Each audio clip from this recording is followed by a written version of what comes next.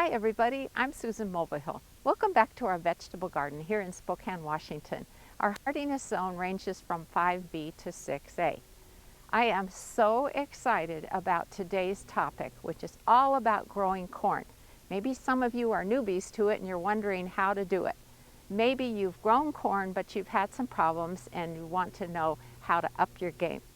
Well, today I've got you covered because I've got so many tips to share. I'm going to talk about planting corn, whether you're starting them indoors from seed or planting them directly in the garden. The importance of the right type of spacing so that you get a maximum harvest. How to protect them from the wind if that happens to be an issue in your area like it is here.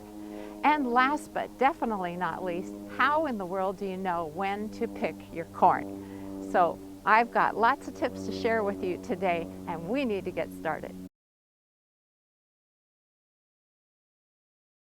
Sweet corn seeds can either be started indoors about 2 weeks before you want to plant them in your garden, or directly in your garden once the danger of frost has passed. There's one other thing you can do that will impact when you plant your seeds. Let's say you're going to be on vacation in August. Look at the days to maturity information on the seed packet. And as you can see, this variety says 68 days to maturity. First of all, the days to maturity information applies to when you plant your seeds or seedlings out in your garden, not when you start the seeds indoors. A lot of folks have trouble with that one, and I want to make sure I'm clear on it. So you can take that days to maturity information, grab a calendar, and figure out when is the best time for you to have ripe corn. Because let's face it, mature ears of corn do not have a long shelf life. So there is a way you can manipulate your planting time so that your harvest time works for your schedule. If you intend to plant your seeds directly out into your garden, you want to plant the seeds 1 inch deep and space them 1 foot apart. And that's both within a row and between each row. Although some seed sources recommend planting the seeds 6 inches apart and later thinning the plants to 1 inch apart. So it's up to you, but you eventually want them 1 foot apart in all directions. We like to start our seeds indoors because we have a lot of California quail in our garden, and those birds love nothing more than pecking on freshly sprouted seeds, and that is a showstopper as far as I'm concerned. So the first thing I do is calculate how many plants I'm going to need. And in our case, about 72. And so what I like to start them in is something called a deep root insert. It's a flat insert that I bought many years ago from Lee Valley Tools. And what I like is it has a huge root area. And both corn plants and bean plants have large root systems. So that way they're not cramped during their short life indoors. I place the insert inside a flat that does not have any holes in the bottom, and that's so water doesn't go everywhere indoors when I'm watering the seedlings. And then I filled each cell with seed starting mix, which is also known as germination mix. It is sterile, it's very fluffy, and it is ideal for starting plants from seed. Now I can plant the seeds, but first I wanted to share a really interesting and useful tip with you that has made all the difference for me when it comes to planting things that have large, irregularly shaped seeds. Do you see this corn seed? Notice how there's a pointy end and a rounded end. So that is what I would call an irregularly shaped seed. This tip that I want to share with you came from Peter Chan, who was a soil physicist and plant pathologist. So yeah, a very smart guy. I did not make this up. When you look at corn seeds, what they have to do in order to germinate and then grow well is for the root to come out the point and head downward, and for the sprout to also come out the point and head upward. Now you saw the planting tray that I'm going to use to plant the seeds. Those are not huge cells.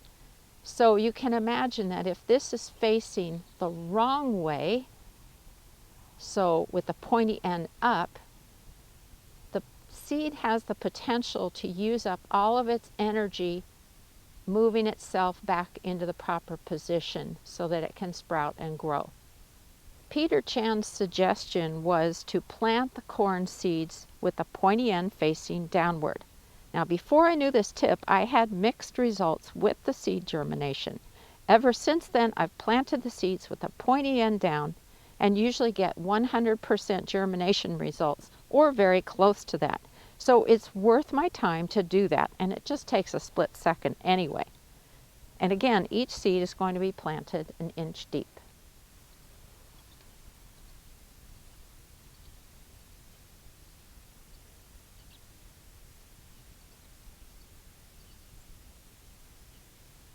Now that all of the seeds are in, I'm just filling in the tops of the divots with a little bit more seed starting mix so that they really are an inch deep. Now I'm going to sprinkle a very light layer of milled sphagnum moss. Now this is something that is a natural material that inhibits the development of damping off syndrome or damping off disease. Those are caused by fungi, and they will kill a flat of seedlings before you know it. So this is just a little bit of insurance. Mosser Lee is the website where I got it, and it's now called Succeed Seed Starter Mix, but it's the same product. You can see how little I use. It doesn't take much at all, but it's a great little bit of insurance against this problem. The next thing I'm going to do is place a clear plastic dome lid over the planted flat. If you don't have one, you can always use a clear plastic bag. But what the bag or the lid will do is increase the amount of humidity, which in turn will help the seeds to germinate. And then I'll put the flat underneath the grow lights. If you don't have a light set up, you can put it in a sunny windowsill, but it's important to monitor underneath the plastic dome lid to make sure it's not getting too hot there. So you might need to occasionally vent it a little bit. Now we get to wait for the seeds to sprout. Okay, it's been 5 days since I planted the seeds, and I wanted to show you how the germination is coming along. Look at that. It looks like about 8 seeds have not germinated out of 72, which is pretty darned good. But what I'm going to do is put the cover back on and give it another day, and then I will take the lid off because I don't want the seedlings to run into that lid and have it affect the way they grow. But the rule of thumb is that when the majority of the seeds have germinated, you go ahead and remove the humidity dome because it has served its purpose. Okay, it's 3 days later, and look how nice the corn seedlings are doing. Now I'm going to start the hardening off process, and I want to explain how that works because it's a very important step in seed starting. Anytime that you start plants indoors from seed, it's important to remember that the light you gave them in your house is nowhere near as intense as actual sunlight. If you grow them indoors and then move them straight out to your garden, they will very likely become sunburned, just like humans, except in the case of plants, their leaves turn white. So if you've ever seen that, that's what it is. And the problem is that that can either set the seedling back severely or it can even kill them. You went to all that trouble to start your plants from seed. You really don't want that to happen. So here's how the hardening off process works. On the first day, you're moving them outside into an area with filtered light for 1 hour, and then you're going to move them back indoors. The next day, put them in about the same location, but for 2 hours, and then move them back indoors. On the third day, you're going to start moving them into more and more sunlight. 3 hours for that third day, back indoors. 4 hours for the next day, back indoors. 5 hours, 6 hours, 7 hours, you get it. So over the course of 1 week, you are gradually exposing them to the intensity of the light. And it will make all the difference. Your plants are going to hit the ground running when they go out in the garden. Let's talk about the nutritional needs of corn plants. Corn wants lots and lots of nitrogen. And if you go to the garden center and you look at different packages of fertilizers, preferably organic ones, there's always 3 numbers on the packages, and they represent the percentages of nitrogen, phosphorus, and potassium in that product. So the first number is nitrogen, and if that first number on the package is the highest, that means it's high in nitrogen. I like to use Alaska fish fertilizer. It's an emulsion that you dilute in water. It's really great for young seedlings, helping plants get established, and so on. The other thing that we did for the bed that we're going to plant the seedlings in is we added in some organic composted chicken manure. That's high in nitrogen too. So I'm going to feed the seedlings after they're planted, and then again in a couple of weeks, and then we'll just watch how the plants are doing, and if we feel like they need a little bit more nitrogen, we'll give them more of the Alaska fish fertilizer. Now, since you're probably wondering, these flowers belong to an American cranberry bush in our landscape. It's a native shrub. It's not the same thing as the bushes that you get cranberries from, but wow, it is just fantastic. Gorgeous flowers in the spring, green berries in the summer, berries that the birds love in the winter, and beautiful fall foliage. What's not to like? Hooray, it's finally planting day, and this is where we're going to grow our corn this year. Ordinarily, we grow corn in our raised beds, and they've always done great in there, but Bill thought it'd be fun to plant it here this time. This is the little bed that's on the south side of our small greenhouse, and it is about 6 feet wide by 8 feet long, and I'm going to grow 5 rows of corn in here. Now that might seem like it's really packing them together, but something that you really need to know is that it's so important to grow your corn in blocks, as in multiple rows together, rather than say a long single row, or maybe even just 2 rows together. That's because of the way plants pollinate the ears. So at the very top, there's the tassels. That's where the pollen grains are. Corn is wind pollinated, so it doesn't require pollinators. And what happens is when the wind blows at the right time, those pollen grains fall down onto the silks of the ears. And the silks are essentially the flowers that get pollinated, and that's where all of your kernels come from. It's pretty fascinating.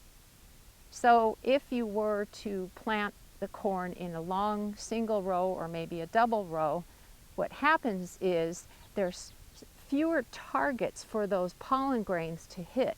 And so when that happens, you'll usually find that the ears have a bunch of missing kernels. So by planting them together in a short block, that is how you'll get the best pollination possible and wonderful ears that are full of kernels. I recommend planting your corn 1 foot apart within each row, and then have each row about a foot apart. Now, some corn can be planted even closer than that, maybe 8 to 10 inches apart, but I really like spacing them 1 foot apart because I know how big those plants become. I've got 2 tools that I'm going to use for planting. One is just your basic slot screwdriver, and that is to gently lift out the corn. With any kind of seedlings that you're transplanting, you never want to pull them out by the main stem, and that's because you can crush and destroy different types of cells that help transport moisture and nutrients within the plants. So you can kill a plant by doing that. So what I'm going to be doing is slipping this in at the edge of each cell and using that to lift out the seedling. The other tool I'm going to use is something that is known by different names, a dibble, a dibbler, a dibber, and this is something that is just about a foot long, so that will help me space, and it also is going to make a cylindrical hole for me to slip these seedlings into. I realize not everybody has one of those. You might need to use a trowel instead, but I just wanted to point out what I'm using today.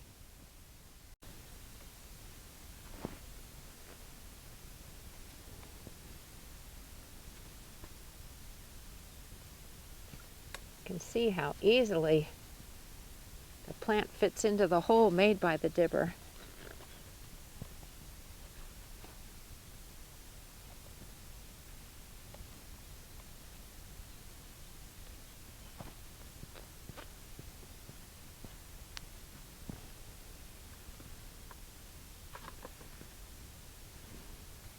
And then my spacing is right there.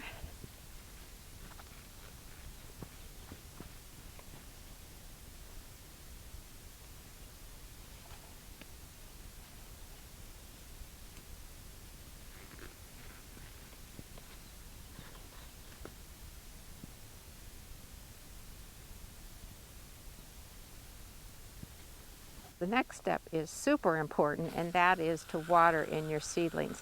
Anytime you transplant any type of seedling, know that it's under a little bit of stress with the process, and so you want to be sure to give them some moisture to ease them into their new holes and their new situation. Let's talk about protecting your corn plants from windstorms, because they can snap off at the base very easily if they're hit with a strong enough wind. Now, we live in an area where we can get some pretty good windstorms, and I have to tell you, there is nothing more depressing than coming out to your garden the morning after a windstorm and seeing your entire corn patch snapped off at the base, lying dead as a doornail on the ground. I have been known to shed a tear or two over this because all of your work is gone in an instant. So I have an easy way that I protect the plants from the wind, and I wanted to share that with you next. If you look closely at this photo, you'll notice there are metal stakes at the four corners of each bed. Once the plants grow about 18 inches tall, I run a line of jute twine around the perimeter of the stakes just below that height. Then I let the plants grow until they're about 3 feet tall and run more jute twine around the perimeter of each bed at about that height. And finally, I wait until the plants are about 5 feet tall and put twine at about that height. So if there's a windstorm, the plants will just move a little, but not be able to move dramatically, which would cause them to snap off at their base. For the bed we're using this year, I'm also going to run some twine down the middle of the bed at each height, just to be safe. Now, as promised, let's talk about how you know when an ear of corn is ready to be picked. And I've got some photos for you so you can study them and see what I'm referring to. Knowing when your ears of corn are ripe can seem like a bit of a mystery, but here are 3 things to look for. First, the silks that come out of the tip of the ear will be brown, dry, and brittle. So if you look at the 2 outer ears in this photo, you'll see what I mean. The second thing is that the pointed end of the ear should feel rounded out, like you see in the middle ear in this photo, rather than straight or narrow. And last, if you're still not sure, carefully peel back just a little bit of 1 or 2 husks, those are the coverings on the ears, and take a look at the kernels. Do they look full and normally developed? Then it's time to pick them. Okay, those are all of the important things you need to know about growing corn successfully. But if you think of a question, just put it in the comments beneath this video on my YouTube channel, and I'll get right back to you. Thanks so much for watching today, everybody. Happy gardening!